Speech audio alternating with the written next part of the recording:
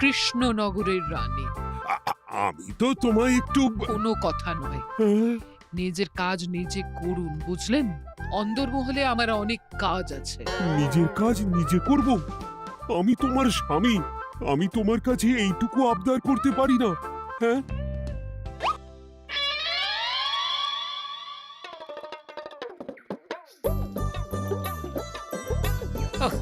আজ গিন্নির সাথে বচসা করতে গিয়ে দেরি হয়ে গেল।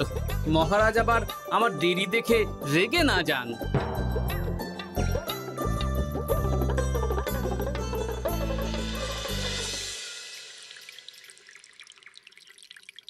হ্যাঁ, তুমি কথাটা খুব একটা মন্দ বলনি মন্ত্রী। এতে রাজ্যবাসীরও উপকার হবে আর রাজকোষেরও খুব একটা চাপ পড়বে না। তাহলে মহারাজ সব ঘরে ঘরে এই বার্তা পৌঁছে দিই। কি এত বড় সাহস তোমার?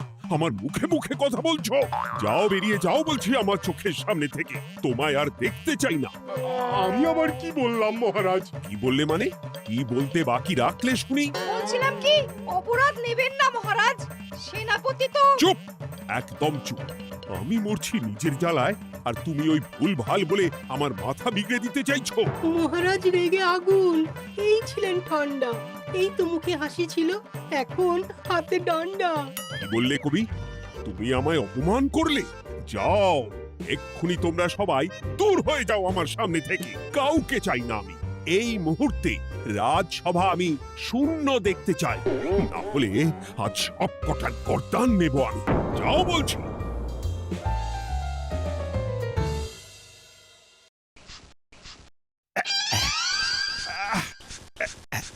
আহা, একটু শান্তি হলো। ভেবেছিলাম রাজসভায় করব তাই রে নাই রে, রাজা দিলেন ঘাড় ধাক্কা, এখন সবাই বাইরে। সে তো তোমার জন্য, তুমিই তো বেমক্কা একটা এমন কবিতা বললে। আহ, কেন এইভাবে চটছেন মন্ত্রী মশাই? দোষ তো আপনারও। আপনি তো কি একটা বলে রাজা মশাইয়ের মাথা গরম করে দিলেন। আমি আবার কি বলেছি? আরে মহারাজ তো সেনাপতির ওপর রেগে গেলেন। আরে বাবা, আমি আবার কি করলাম? পণ্ডিত মশাই কি সব বলে দিলেন, তখনই তো মহারাজ। এই আমার নামে একটা অসাধু বাক্য বললেই আমি কিন্তু। এ কি কাণ্ড! কৃষ্ণনগর রাজসভার সভারত্নরা বাইরে বের হয়ে কি মহা হট্টগোল শুরু করলেন। মহারাজ সবাইকে একসাথে ঘাড় ধাক্কা দিয়েছে। ওরে বাবা, এতগুলো ঘাড়ে রাজামশাই একসাথে ধাক্কা দিলেন কিভাবে? আচ্ছা, দোষটা কে করলো? দোষ করেছে ও, দোষ করেছে ও। দোষ করেছে ও। দোষ করেছে ও। এবারেও কেউ একমত হতে পারলেন না কে দোষ করেছে। হ্যাঁ, আচ্ছা বেশ, কি হয়েছে কেউ একটা খুলে বলুন দেখি। আমি বলছি, মহারাজ বেশ খোশ মেজাজি ছিলেন, কিন্তু হঠাৎ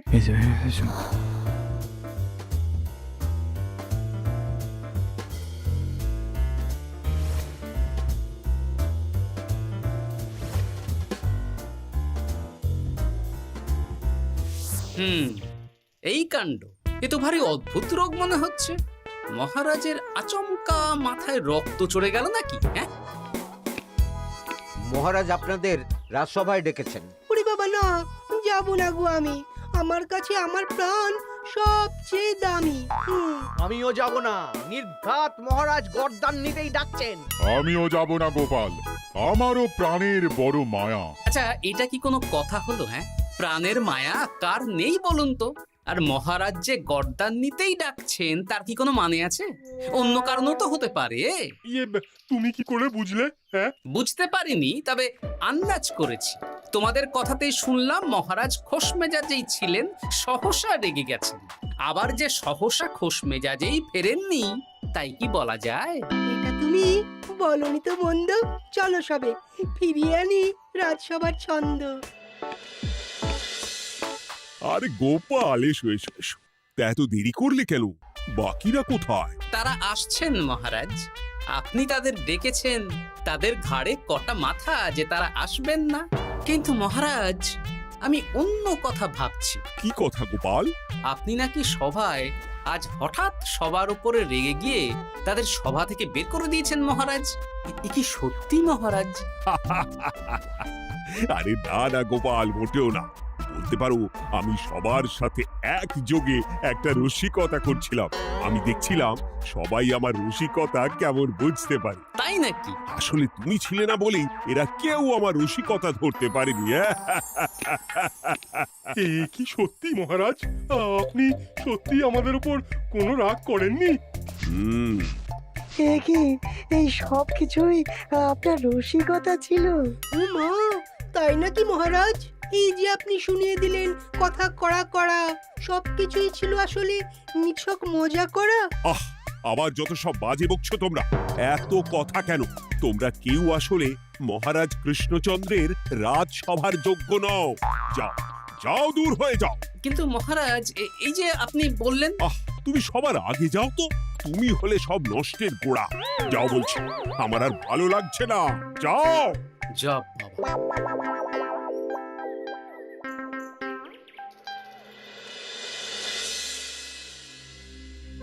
কি বুঝছেন? না না না, আমি তো সবই ঠিক দেখছি রানীমা। হ্যাঁ, এটা ঠিক যে নারীর গতি কিঞ্চিত চঞ্চল বটে, তবে তা তো হতেই পারে। বাকি সবটাই ঠিকই আছে। তাহলে এমন হচ্ছে কেন? মহারাজ এইভাবে যখন তখন রেগে যাচ্ছেন কেন? আজ শুনলাম আপনাদের সভা থেকে দুবার বের করে দিয়েছেন, আবার ফিরিয়ে এনেছেন। হুম, হুম, হুম। আমি ওষুধ পাঠিয়ে দিচ্ছি, আর মহারাজের কিঞ্চিত বিশ্রামের দরকার। হ্যাঁ, তোমার মাথা আর আমার মুন্ডু। বলি, আমি বিশ্রাম নিলে রাজকার্যকে চালাবে শুনি তুমি, নাকি ওই অকর্মার ঢেকি মন্ত্রী? না মানে ওই আমি। যাও, আর আমার কথা বলতে ভালো লাগছে না। আমাকে একটু একা থাকতে দাও।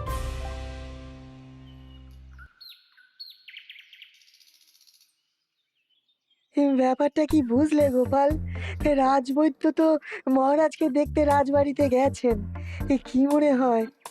গতকালও আমি যখন বাগানে গেলাম,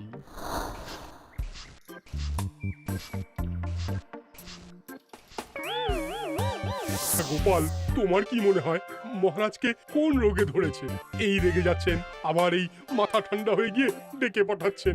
আমি বলি কি গোপাল, তখন সবার সামনে বলিনি বটে, তবে এখন তোমার সামনে স্বীকার করতে বাধা নেই। কি কথা বিজ্ঞানী? মহারাজের এই রাগের কারণ হয়তো আমি। আমার মনে হয় আমার দোষেই উনি এরকম বারবার রেগে যাচ্ছেন। কেন?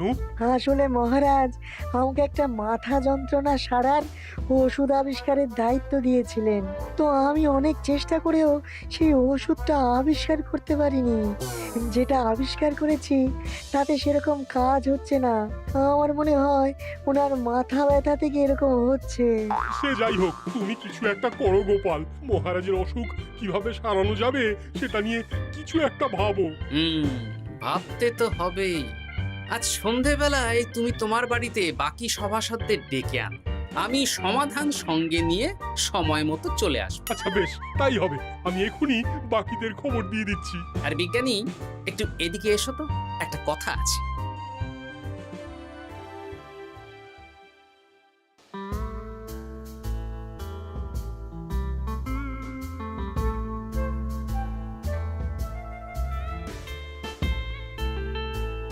গো, বলি এইভাবে ঘুরলে কি মহারাজের ব্যামো সেরে যাবে? তা সারবে না। তার চেয়ে এক কাজ করি, কিছুটা আলু আর ছোলা সেদ্ধ করেছি, তার সাথে নুন, লঙ্কার গুঁড়ো আর লেবু দিয়ে মেখে আলু কাবলি বানিয়ে দিই, কি বলো? হ্যাঁ, দাও দাও দাও, মন্দ হয় না। মহারাজের মন উচ্চাটন। তার কি কারণ? মাঝে মাঝে আসছেন আর মহারাজ রেগে আগুন হয়ে যাচ্ছেন, আবার যেই সে ব্যামো ঠিক হয়ে যাচ্ছে মহারাজ সেই আগের মতন। তার উপর আবার সভাসদেরা মনে করছে তাদেরও কোনো দোষ আছে। তাহলে দুয়ে দুয়ে চার করতে হবে, কিন্তু কিভাবে কিভাবে কিভাবে? এই নাও আলু কাবলি খেয়ে পেট ঠান্ডা করে নাও দেখি। হ্যাঁ, বেশ কিছুদিন আগে বিজ্ঞানী লেবুর রসের জাদুর কথাই তো বলছিল। আচ্ছা গিন্নি, তুমি তোমার বিয়ের সময় তোমার বাবার মুদির দোকানের একটা কাঠের ছোট বাক্স পেয়েছিলে না, যাতে শ্বশুর মশাই মোহর রাখতেন? উমা, সে বাক্স তো ঝুলকালি মেখে আছে গো, তা দিয়ে তোমার কি হবে? ঝুলকালি লেগেছে? বাবা বাবা বাবা, তাতে তো আমার কাজ আরো ভালো হবে। যাও যাও যাও, নিয়ে এসো দেখি। আমি ততক্ষণে বেশ খানিকটা অদৃশ্য কালি বানিয়ে ফেলি। না না, আমি তো বলছি মহারাজের কোনো রোগ নেই, সামান্য উদ্বেগ ছাড়া আর কোনো সমস্যাই নেই মহারাজের। তাহলে মহারাজ আমাদের এই তুর্কি নাচন কেন নাচাচ্ছেন শুনি, মস্করা করে? তাই তো উত্তর জানা চাই তো।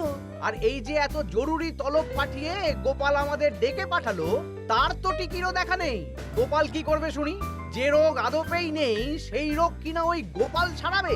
আমার তো বিশ্বাসই হয় না। বিশ্বাসে মিলায় বস্তু, তর্কে বহু দূর, তাই না মন্ত্রী মশাই? পেলে গোপাল, মহারাজের রোগ সারাবার কোনো উপায় পেলে? আচ্ছা গোপাল, রাজবৈদ্য বলেছেন মহারাজের কোনোই অসুখ নেই, তা তুমি কি সারাবে শুনি? হ্যাঁ, রোগ হয়তো রাজবৈদ্য মশাই ধরতে পারেননি, কিন্তু কিছু তো আছেই যার জন্য মহারাজ এমন আচরণ করছেন, তাই না? তা তুমি বলো না মহারাজ এমন কেন করছেন, আর কি তার সমাধান? এক এক করে বলি। আমি ভেবে দেখলাম এর জন্য আমরাই দায়ী। বলো কি? আমরা সবাই কোনো না কোনো সময়ই মহারাজের রাগের কারণ হয়েছি, তাকে আঘাত দিয়েছি, বিষণ্ণ করেছি। ইচ্ছে করে করিনি হয়তো, কিন্তু করেছি। আর মহারাজ সেই সব কথা বুকে চাপা দিয়ে রেখেছেন। তুমি বলতে চাইছো অতীতে সেই সব ভুলের কারণেই মহারাজ এমন করছেন? আমার তো তাই মনে হয় সেনাপতি। আচ্ছা আচ্ছা, তর্কের খাতিরে যদি তাই ধরে নি, তাহলে এখন আমাদের কি করণীয়? আমরা তো কাল যন্ত্রে চেপে অতীতে ফিরে যেতে পারবো না যে সেই সব ভুলগুলো শুধরে দেব। তা হয়তো হবে না, কিন্তু কিংকর্তব্য বিমূঢ় বাবার আদেশ যদি মানি, তাহলে এই সমস্যার সমাধান সম্ভব মন্ত্রী মশাই। কি বললে? ত্রিকালজ্ঞ বাবা কিংকর্তব্য বিমূঢ়, সে আবার কি গোপাল? আছেন একজন জ্ঞানী ব্যক্তি, আমার খুব পরিচিত। তার দেওয়া একটা উপদেশ আমার জানা আছে। আমার বিশ্বাস তাতে মহারাজের এই সমস্যার সমাধান হয়ে যাবে। কি করে শুনি? এই কালি হলো অদৃশ্য কালি। কলম দিয়ে অদৃশ্য কালিতে কাগজের উপর লিখতে হবে। কি লিখতে হবে? লিখতে হবে যে মহারাজের সাথে অতি সাম্প্রতিক কালে আমরা যা যা অন্যায় করেছি তাই লিখতে হবে। কোনো মিথ্যে কথা লেখা যাবে না। তবে চিন্তা নেই, অদৃশ্য কালি, ফলে কেউ কারো লেখা পড়তে পারবে না। এইবার এই কাগজ ভাঁজ করে ফেলে দিতে হবে এই বাক্সে। বাক্সে তালা, তার চাবি থাকবে মন্ত্রী মশাইয়ের কাছে। আবার আমার কাছে কেন? পরে যাতে কোনো সন্দেহ না করেন, যা সন্দেহবাতিক মন আপনার। বললে এইবার এই বাক্স সারা রাত নদীর ধারে বটতলায় পড়ে থাকবে, চাঁদের আলো পান করবে। তারপর সকালে আমরা সবার সামনে এই বাক্স ফেলে দেব নদীর জলে। সবার অন্যায় সারা রাত চাঁদের আলো পান করে শুদ্ধ হয়ে ভেসে যাবে নদীর জলে। ব্যাস ব্যাস, আমরা সবাই পাপ মুক্ত হয়ে যাব। একদম সবাই শুদ্ধ হয়ে যাব, আর মহারাজের ব্যায়ামও সেরে যাবে। কিন্তু তুমি কোনো চালাকি করছো না তো গোপাল? অদৃশ্য কালিতে লেখার সাথে আমি আর কোন চালাকি করব মন্ত্রী মশাই? দেখুন, আমি একটা কাগজে লিখছি। কি কিছু বোঝা যাচ্ছে? সত্যি তো কিছু বোঝা যাচ্ছে না যে আদৌ কিছু লেখা হয়েছে কি হয়নি। তাহলে লেখা শুরু করা যাক। এক এক করে লিখুন আর কাগজ ভাঁজ করে বাক্সে ভরে দিন। আর হ্যাঁ, একদম মিথ্যে কথা লিখবেন না, তাহলে কিন্তু লেখাগুলো অদৃশ্য থাকবে না, ফুটে উঠবে। আচ্ছা গোপাল, বুঝেছি। কলম কালি মন, লেখে 3 জন। মিথ্যে কথা লিখে দিলেই ঘটবে অঘটন। আমি বাক্সটা নদীর পাড়ে সঠিক জায়গায় রেখে আসব। তারপর কাল সকালে সবাই মিলে এই বাক্স ফেলে দেব নদীর জলে। ঠিক আছে?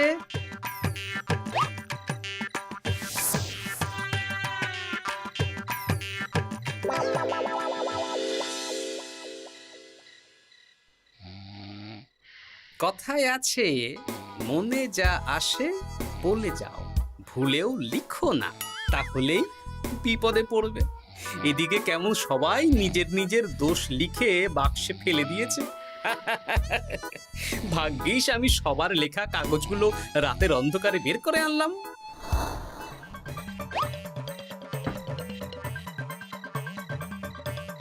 এইবার এই কাগজগুলো ঢুকিয়ে দিলেই কেল্লা ফতে। এখন সবার পাপের স্বীকারোক্তি আমার হাতের মুঠোয়।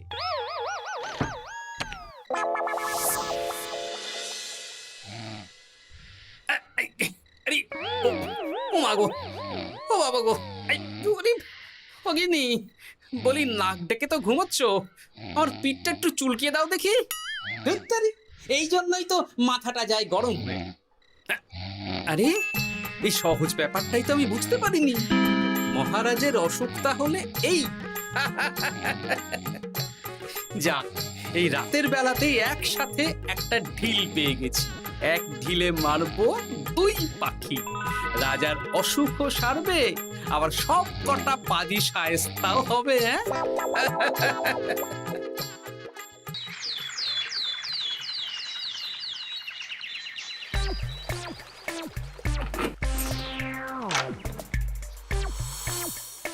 কি এইবার শান্তি হয়েছে তো মন্ত্রী মশাই?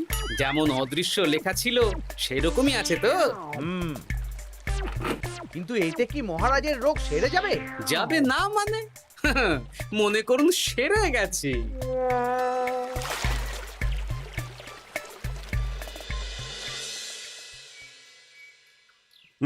তাহলে আজকে সভার কাজ শুরু করা যাক। ক্ষমা করবেন মহারাজ, সবার কাজ শুরু করার আগে একটা দরকারি কাজ আগে করা দরকার। না হলে আবার কখন আপনি আমাদের কারো উপর রেগে যাবেন আর আমাদের সভা থেকে তাড়িয়ে দেবেন তার তো ঠিক নেই, তাই না? গোপাল, আর বিরক্ত করো না। আমার এত সাহস নেই মহারাজ যে আমি আপনাকে বিরক্ত করব। আমি তো জানি নিজের পিঠ যখন নিজে চুলকোনো যায় না, আর কেউ থাকে না সেই পিঠ চুলকিয়ে দেবার মতো, তখন কিরকম বিরক্তি জেগে ওঠে, তাই না মহারাজ? এ কি গোপাল, তুমি এত কিছু কি করে জানো? জানাই তো আমার কাজ মহারাজ। আর এও জানি যে আপনার এই বিরক্তির পেছনে সভাসদগণের ভূমিকা ঠিক কি। তার মধ্যে তুমিও আছো গোপাল, তাই না? আছি, পুরো মাত্রায় আছি মহারাজ। তবে হ্যাঁ, আমি কিন্তু তাই বলে রাজকোষের হিসেবে গোলমাল করে মহারাজের কোপের কারণ হইনি মন্ত্রী মশাই। এটা কি গোপাল আন্দাজে বলছে? না হলে কাল অদৃশ্য কালিতে আমি কি লিখেছি সেটা জানলো কি করে? আমি যা লিখেছি সেটাও কি গোপাল পড়ে ফেলেছে নাকি? যাকে পড়লেই বাকি, সব লেখা তো ওই নদীর জলে ভেসে গেছে। আমি যে লিখেছি তার প্রমাণ কি? তবে আর চিন্তা নেই মহারাজ, সমস্যার সমাধান হয়ে গেছে।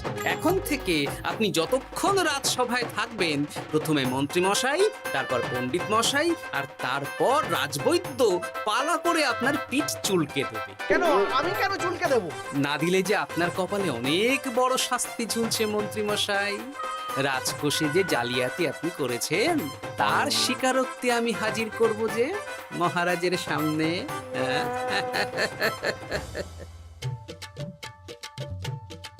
এই নিন মহারাজ, মন্ত্রী মশাইয়ের পাপের স্বীকারোক্তি। আপনি আগে মন্ত্রী মশাইয়ের লেখাটা পড়ুন, তারপর একে একে সকলের স্বীকারোক্তি দিচ্ছি।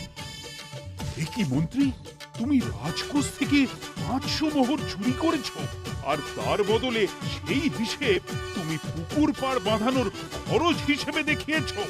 এই সেরেছি, এটা ফুটে উঠলো কি করে? সে অনেক কাণ্ড মন্ত্রী মশাই, বাকিদের সবারটাই আছে, এত জেনে কাজ কি? না না, জানতে তো হবেই। তাহলে শুনুন, এই অদৃশ্য কালি আসলে লেবুর রস। গতকাল রাতে আমি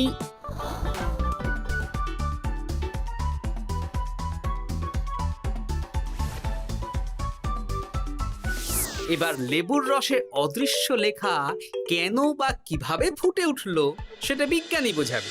লেবুর রসে লেখা আগুনের তাপে ধরলে ফুটে ওঠে, কারণ লেবুর রসে থাকা অম্ল কাগজের সাথে থাকা শ্বেতসারের সাথে বিক্রিয়া করে এবং তাপ পেলে সেই বিক্রিয়া দ্রুত হয়ে কাগজের শ্বেতসার রাসায়নিকভাবে পরিবর্তিত হয়ে গাঢ় রং ধারণ করে। অনেক দিন আগে বিজ্ঞানীর কাছে ব্যাপারটা জেনেছিলাম, আজ কাজে করে দেখালাম। এবার মন্ত্রীমশাই দেখুন, মহারাজের সেবা করা ভালো না তার বদলে চাবুক খাওয়া ভালো?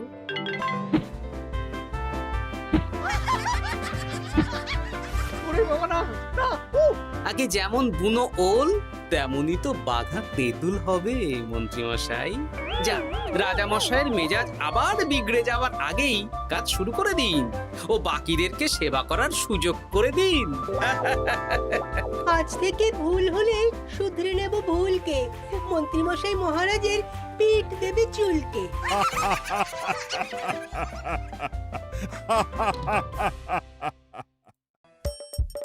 হাসির রাজা, জ্ঞানের রাজা, রসিক রাজা।